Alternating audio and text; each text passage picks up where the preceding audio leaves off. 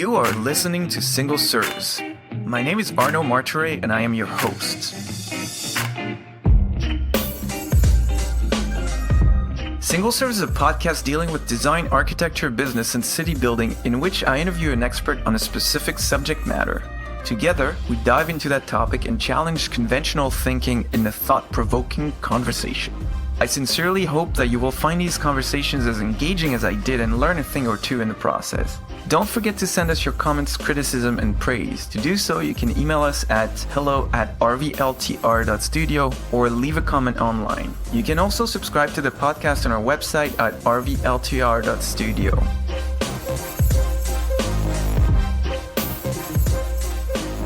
Kyle Brill is an interdisciplinary designer and systems thinker born and raised in Toronto. He studied architecture at the University of Waterloo, graduating with his master's in 2016 with honors. Kyle began his career working at architecture and product design firms in Toronto, London, and New York City, and became passionate about housing issues and urban development. He has a keen interest in understanding the social, economic, and political dimensions of how we build, and thinks architects and designers should take a much more active role in developing our cities, which is what we're going to talk about today. Outside of his professional life, Kyle is an avid home cook, photographer, and writer with a mild obsession with history and science fiction. Maybe you can tell me more about science fiction because I have a mild obsession about it too.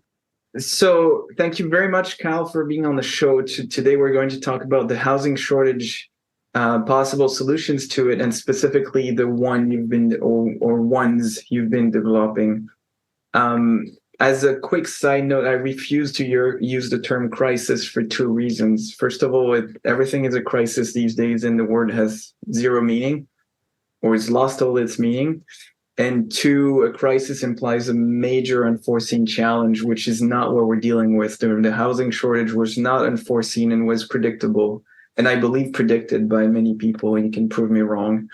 But, anyone with the most cursory understanding of basic economics and the law of supply and demand would understand that. So it's not like the housing prices have shot up overnight. It was a slow buildup, and it seems like all of a sudden it's a revelation. But anyone with open eyes would have seen that coming. Anyway, my rant's over. So again, thank you for being on the show. I am really looking forward to this conversation. Yeah, thank you, Arno. Thanks so much for having me on. It's a pleasure. So can you tell us who you are, what you do in your own words in 3 sentences or less? Yeah, so you already gave a pretty great introduction there, but I'm Kyle Brill. I'm first and foremost a designer, architectural and urban. And I also work as a real estate entrepreneur, really focusing for the past few years on, developing strategies to rethink how we build in our neighborhood context in the GTA, and thinking of new strategies for low-rise intensification. That's great. So let's start at the beginning. How did you find yourself working as a housing developer? Well, I was really just generally fed up with watching all these issues unroll from the sidelines. I mean, people have been talking about housing issues in Toronto and the GTA for a long time now, as you mentioned in the intro. And I wanted to really understand, what really was behind creating this inadequate or challenging housing landscape that we're all facing. And I thought a great way to do that would just be to dive in. And I, combined forces with some 2 great colleagues of mine, and we did just that. Mm-hmm. And so what would be your views on housing and development? Just generally, or yeah. Amazing. Well, yeah, I think we're really facing kind of a nexus of a lot of different problems right now, and there's really no one silver bullet to solve all of the problems that we're facing. I think there's a lot of layered issues, and predominantly a lot has to do with, I think, negligent planning on the side of the city and some pretty complex and ineffective policy that have kind of led us to this position. And we just need more housing, more variety of housing, not so much of one type over the other. Everything has to come together holistically for us to have a more sustainable future.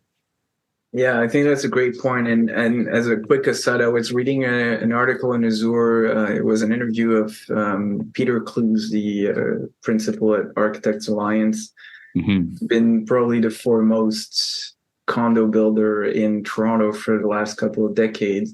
And he had some really good points about why housing was so challenged in Toronto and what possible solutions were to it. And the two that stood out to me were that the zoning and planning policies are completely out of date. Mm-hmm. They date back from an era where Toronto was basically, I don't mean this in a derogatory way, but kind of a backwater town where not on anyone's radar. Now the major metropolis it is today, where, Absolutely. he was using as an example that, it was a town where the bars closed at 6 on weekends kind of thing, For sure. which is far from what it is today. And also, another solution that stood out to me is that instead of trying to build affordable housing, because let's face it, governments are not really good at doing anything. They're more inefficient than the private sector by and large. So instead of trying to build affordable housing, they would be better off uh, giving financial subsidies to people who can't afford market housing, because you would have to put that money out anyway. Mm-hmm. But if you just give that money out to people who need it, instead of trying to build stuff and manage it, and it's a lot less complicated, and there may be efficiencies there. I thought those were interesting points, but I digress a bit. Before my next question, is there anything you want to add to that?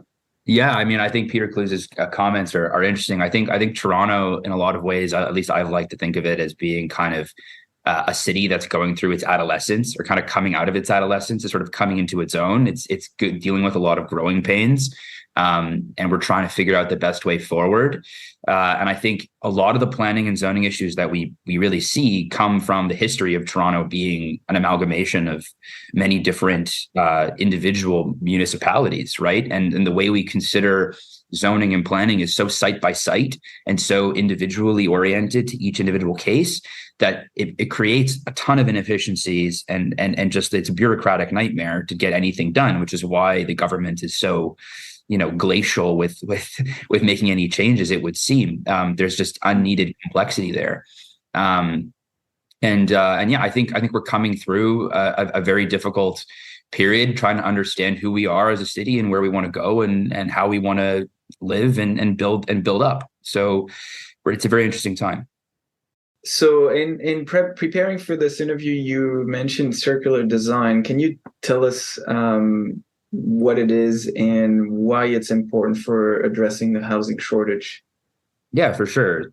So circular design, just in general, is really a kind of methodology or approach to providing products or services that are suited to a circular economy. And so what I mean by a circular economy is one that's composed of modes of production that are really built around reuse, repurposing resources and regenerating value over time, and to not have such a linear or extractive mode of production. And so when you apply that to housing, that really starts to speak to housing that creates new forms of value over time, whether that is in use, reuse, things that last longer, things that are not just sort of single use or transitional. So, we have there's a very common concept known as the housing ladder. You start in an apartment, then you move into a condo, then you move into your first family home, et cetera, et cetera. Mm-hmm. And that would be an example of a linear housing model, where you start at one point and there's an end goal, and you're moving to different types of housing throughout the whole process. But in reality, what we're trying to do at Proof, and a lot of our thinking is around sort of bending that ladder, creating a circle, making housing that can operate and change over time to suit our changing needs and means, as your life changes effectively. Yeah. And I think that's a very different approach to the way people think about intensification, think about development. We think about meeting a certain number of units per year. but we don't think about how those buildings necessarily will work in alternate densities or tenures 20, 30, 50 years from now.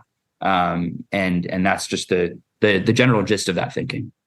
And there's a great precedent for that. And it's just one example, but one that to this day stood out to me, although it's not in Canada, unfortunately. It's the several housing projects by Alejandro Aravena in Chile, where they built half a house for I think it was social housing, if I'm not mistaken. I think it was disaster relief as well. There was a component. Yeah. And so they built half a house with the other half basically only having walls and a roof.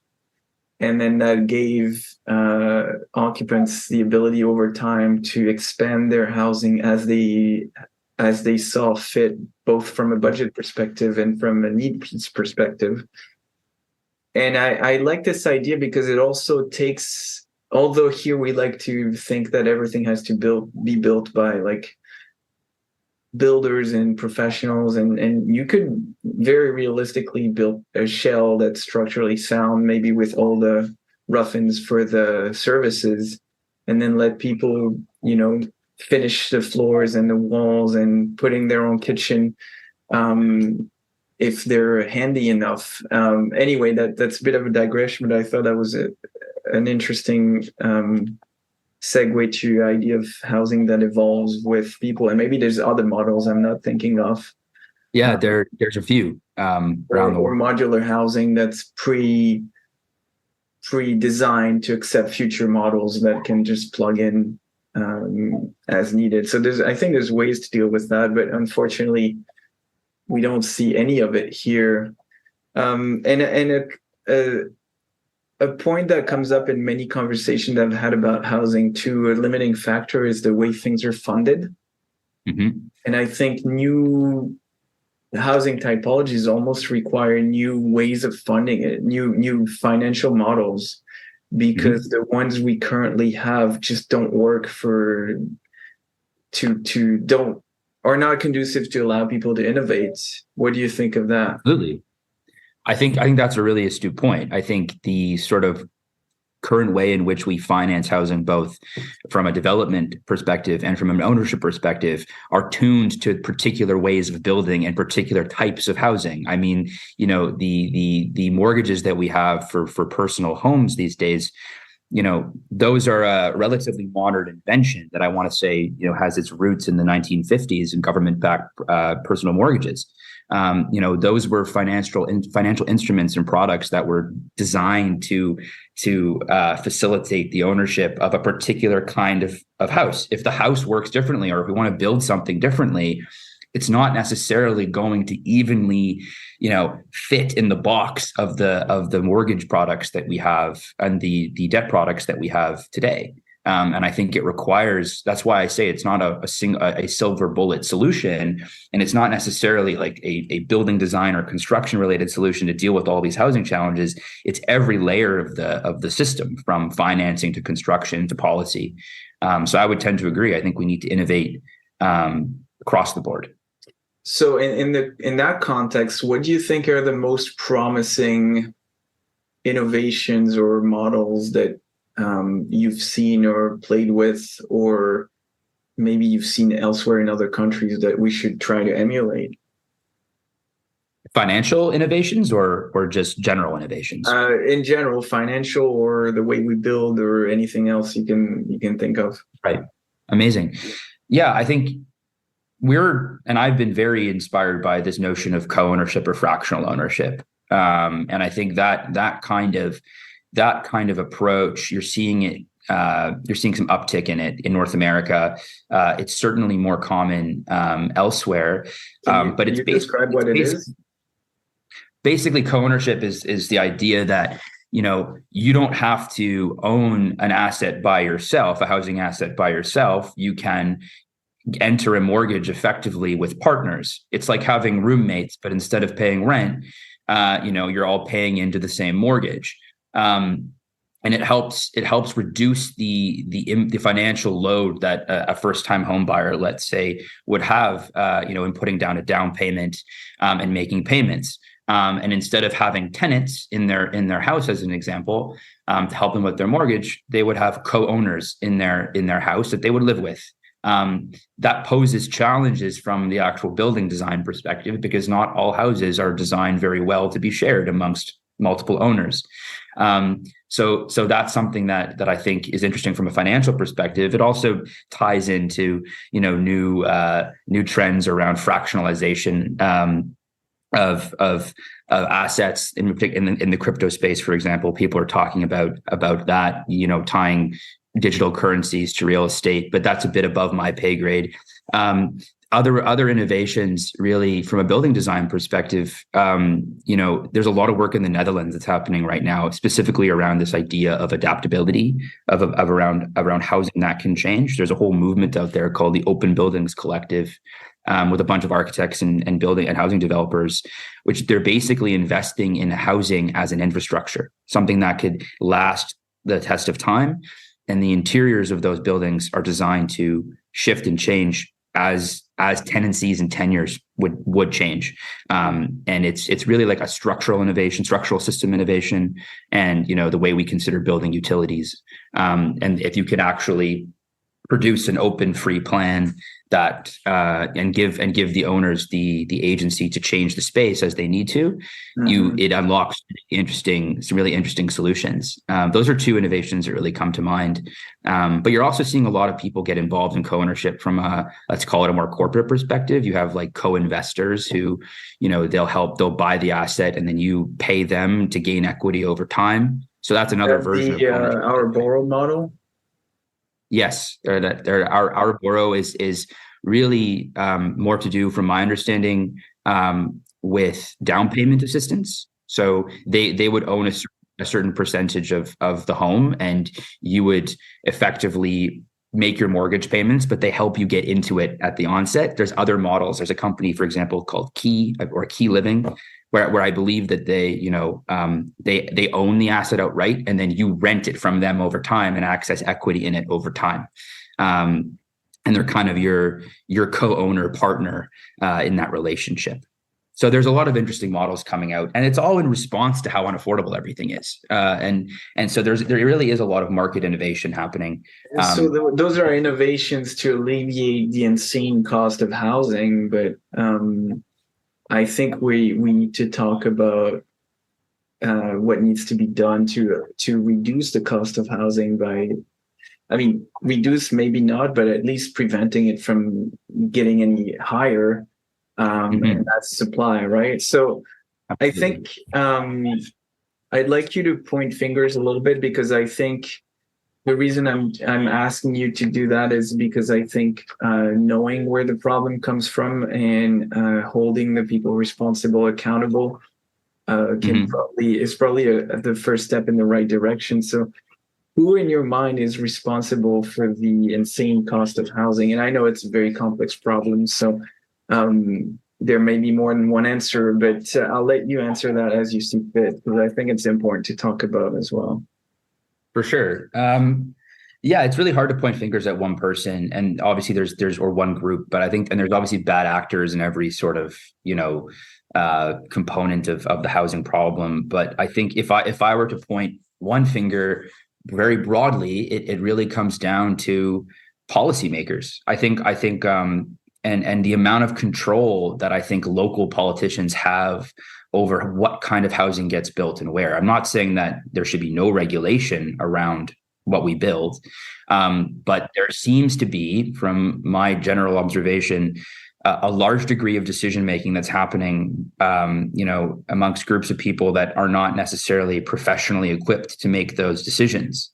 And I think they might have very well-intentioned political and policy motivations, but they're having counterintuitive effects, or not even counterintuitive effects, or I think negative effects, just generally negative effects on producing the housing that we need. They're basically, the policy we have is so complex and so layered and requires so much analysis for even something so small to be approved, that you end up creating a process where the market will move. It will create the certain kinds of housing that are just more financially feasible than others. Like what I mean by that is, it shouldn't be as complex to build a 7-story building as it is to build a 30-story building. But the whole process is effectively the same. And many other people in the industry would say the same thing as I am right now. The policy landscape, it's too complicated. It's glacial in how fast it moves, and we could be doing so much better. I mean, it also extends beyond the local politics. I mean, from a federal perspective, even, training, investing in training the trades, investing in construction innovations publicly. We have a supply issue largely to do with land constraints and zoning, but a lot of it has to do also with hard costs going up. There isn't enough people to build the housing that we need. And so there needs to be a lot of investment. I'd say that's probably a federal investment in training programs for new building trades and for modernizing the construction industry, to help, ease that labor gap. That's a very good point. Yeah. And I think the policymakers, the issue is that, and it's a very broad generalization, but I think it's largely true, their incentives are not aligned with the public's incentive. And if we're talking about elected politicians, they're only looking for the next few years until the next election and to get reelected. And again, not saying all of them are that way, but most of them would be. Yep. And so I think as long as their incentives are not aligned with the public's incentive, we're going to have the same problem. I don't know how you align those two. That's the real challenge and the real question that needs to be answered. And maybe the solution is to not let those policy decisions in the hand of elected officials. Maybe it's professionals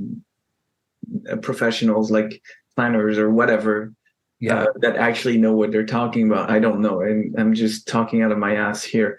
But I think that's the key, is to align the incentives, because as long as they'll have self-preservation as their primary motive, they can say whatever they want about caring for their constituency. But I look at what people do, not what they say, and you just look at their actions and you see that's not aligned.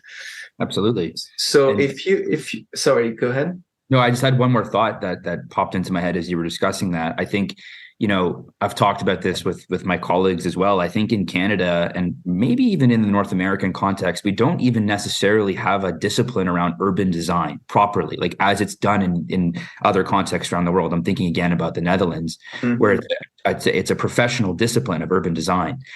We have planners, and they do work in urban design issues, but they're really considering risk mitigation over the long term. How do you manage, growth over time from a resource allocation perspective, from a tax-based perspective, environmental concerns, et cetera, but they're not looking at it as a comprehensive design exercise that would necessarily involve many different stakeholders, both public and private, to create a kind of more comprehensive vision that, by the way, should be paid for by the government.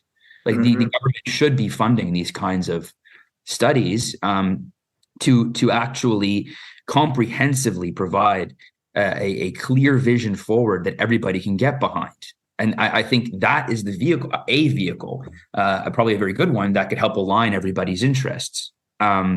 Because design is really an exercise in communication.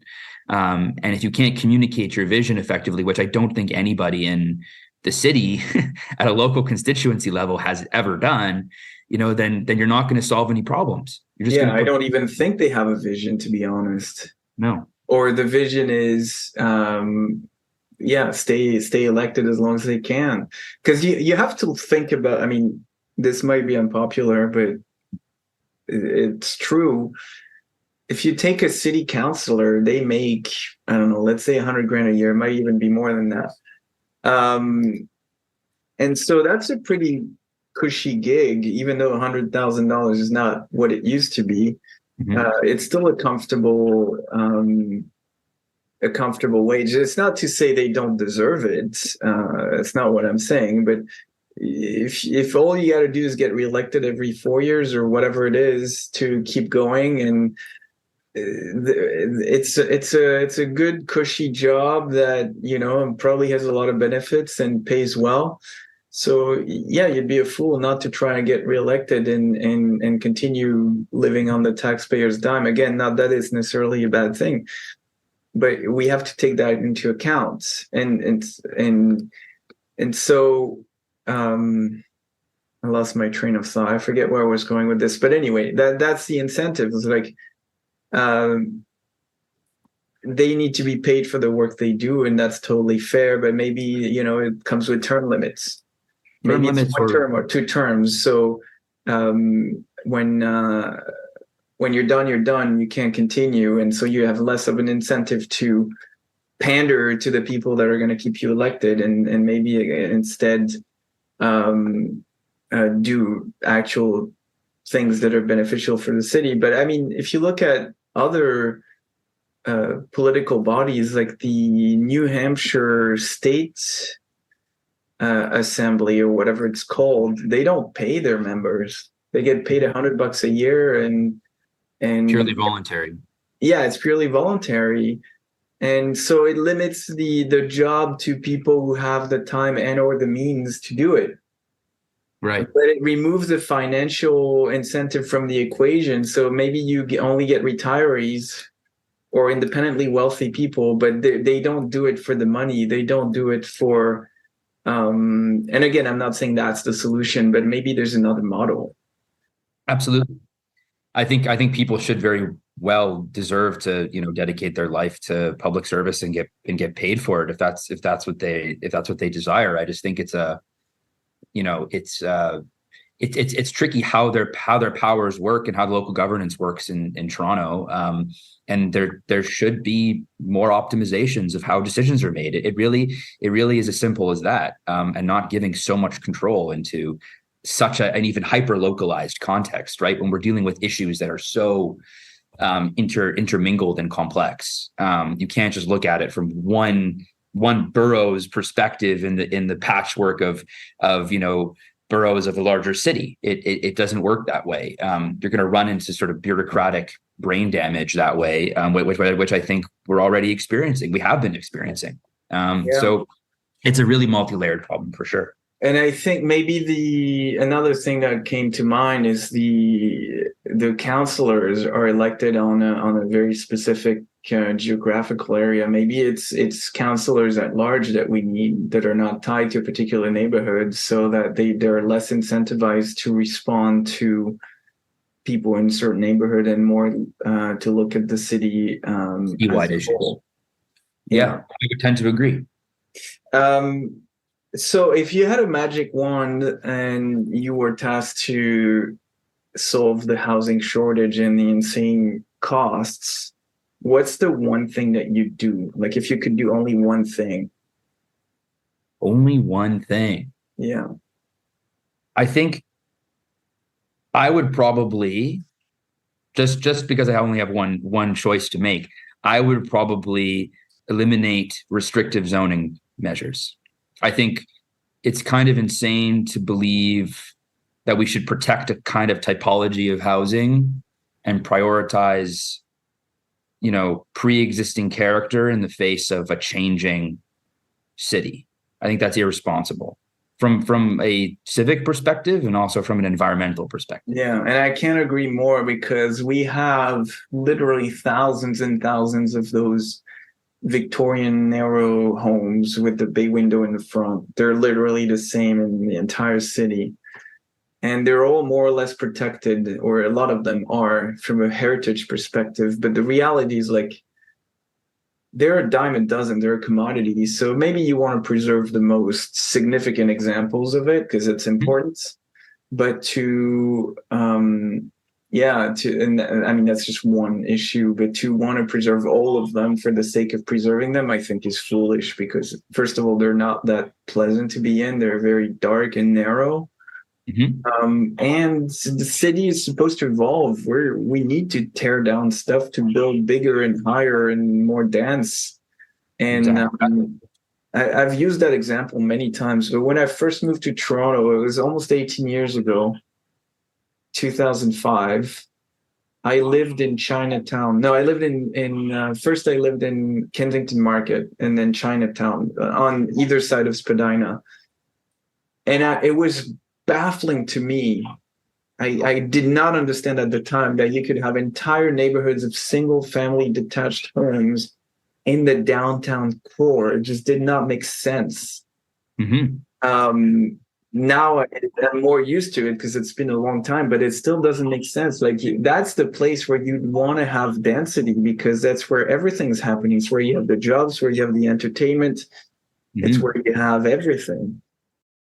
In the center of a globalizing international city, all power to you.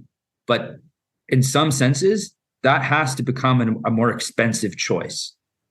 From, you know, whether it's because what's the opportunity cost for the city of protecting your right to have access to that house where it is, right? It should cost you more, whether it's property taxes, which is definitely an unpopular opinion, whether it's property taxes, other forms of taxation, you know, restrictions on, you know, how much you could resell it for. I have no clue, but it should definitely cost you something to maintain that lifestyle at the expense of others who can access the vibrancy of the downtown and a densifying, internationalizing city.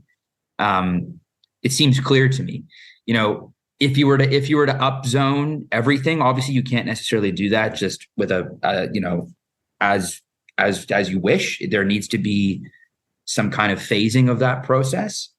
But if you're worried about your land value going down because density is going to somehow impede that, that's also just not true. You know, if your neighbor's lot can support an apartment building, it means that your lot is more valuable because it has more utility. So somebody would be willing to pay more for your land because they can get more out of it. So if all they care about is maximizing the value of their asset, then upzoning is actually in their best interest. Now, that has to be controlled, particularly because if you just let it happen, like I mentioned before, all land just becomes incredibly expensive. And then then there's issues, you know, even more so than we're seeing now. And then there's issues that would come about, you know, as to who has access to it, who can buy it, who could develop it. So there's a whole other slew of problems that would emerge from a simple upzoning exercise like that. But that doesn't mean we shouldn't be thinking that way. But yeah, that was just my 2 cents on what you were saying. Yeah, and I think it makes sense because and that's a very North American, actually, maybe not so much, but I think it's very North American, maybe more so than elsewhere, although real estate assets are usually where people stash their retirement money. So I think that the balance, and I'm going to play the devil's advocate, is that you don't want to make it so that it makes their assets less valuable. But like you pointed out, the common tendency is to think that increased density reduces the value of the land when all facts point to the exact opposite. When you have higher densities, land value increases. But there should be, I think, to make it fair, because say you've gone into the market 40 or 50 years ago, you bought a house for whatever, 50 grand, and now it's worth $2.5 million. Even if you account for 50 years of inflation, you're still like way ahead of the game. Like you're doing pretty well. Yeah. And I think there should be a way to create incentives that push people to cash out. And I don't know how you do that. That's something, you know, economists and other smart people should think about. And give up that land for more productive uses. Whatever that looks like, maybe it's like no capital gains, even on second or third properties, or a tax credit if you sell your property in certain conditions, or whatever the case may be, because you do want to free up that land and push people who don't necessarily need or want to be downtown to cash out from their investment and give it up for other people to kind of try and take advantage of the growth the same way they have. The problem we see is that and that's the NIMBYs basically, is that they want to preserve the neighborhood because they think that if they do, again, contrary to all the evidence, their property is going to keep going up. It might, but it will go up more if you increase the density. So there's also a lack of understanding of how economics affects the whole market. And I think that's probably a conversation for another time, to be honest. Absolutely. But again, we're talking about incentives. And it also leads me to the next question I had for you about expectations. My favorite Canadian journalists always talk about the Canadian public having the wrong expectations on many topics, not necessarily just housing. But I think that applies eminently to housing because people, and again, it's a broad generalization, but people want to buy a single family home, make that their retirement fund, cash out when their kids are out of the house, and they can downsize to a nice condo and use the rest of the money to live off for the rest of their final years. But are those expectations reasonable for everyone to have a detached home with a backyard, especially in a city as big as Toronto?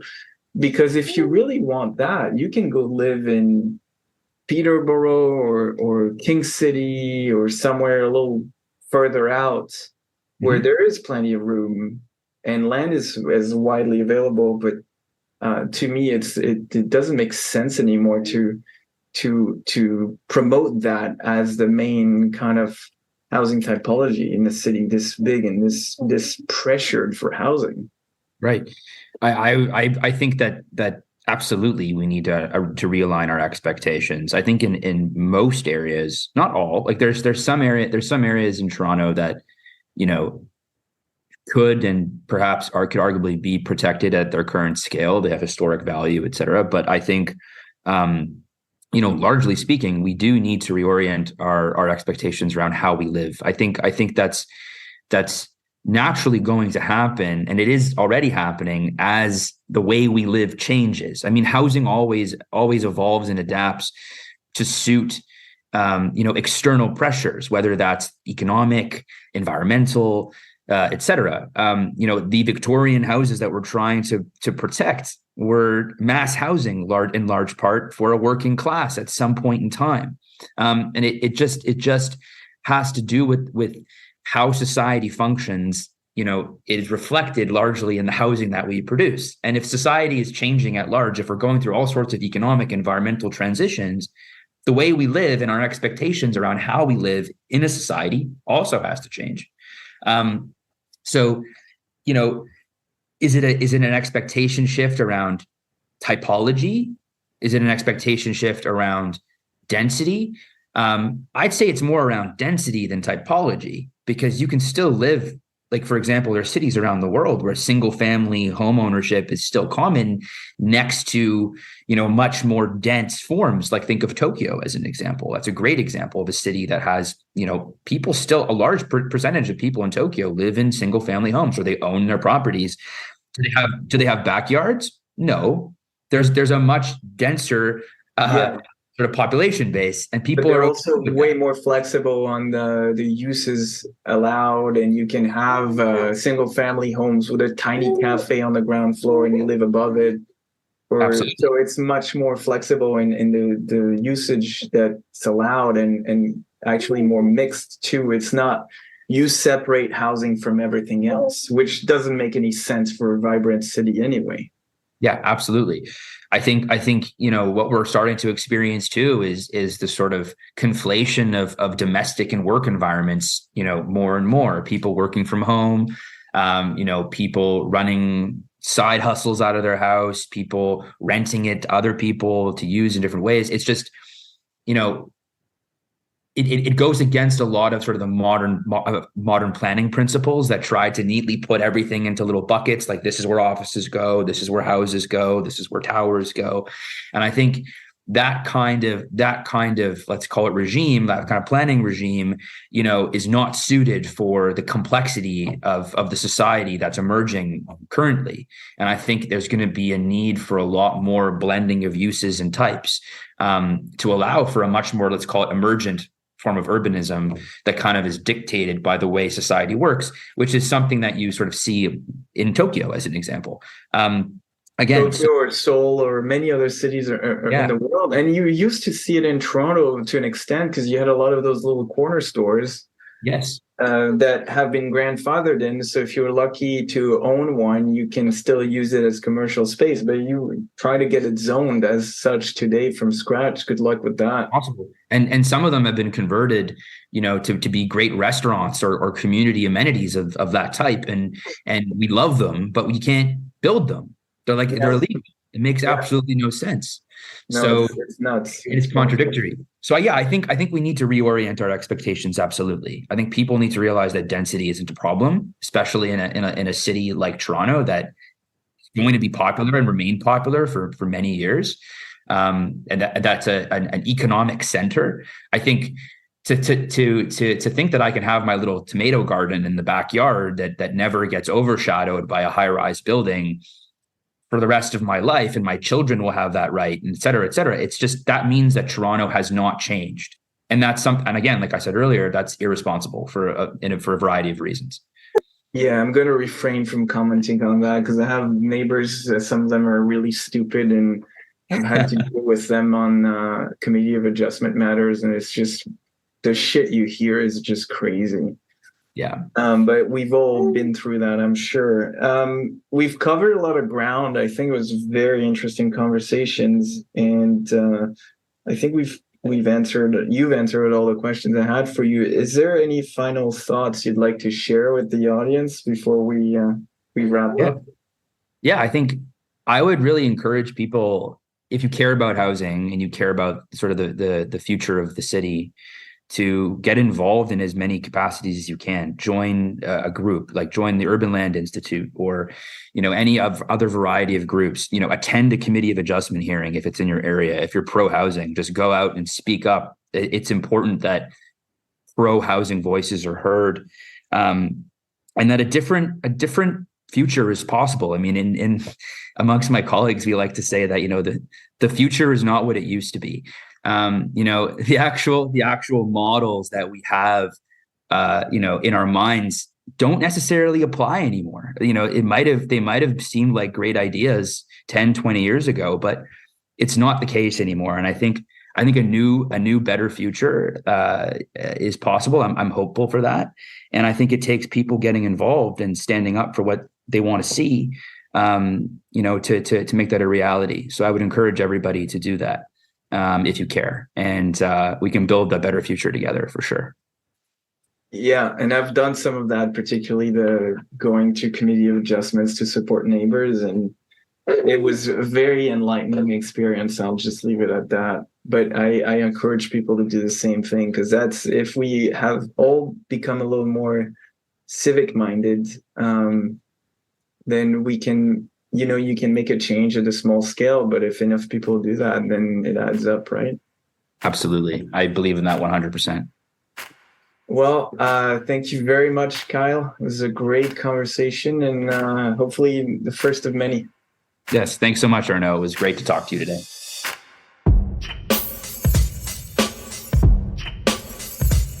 Hey, Arnaud here. I hope you've enjoyed this episode and that you'll come back for more.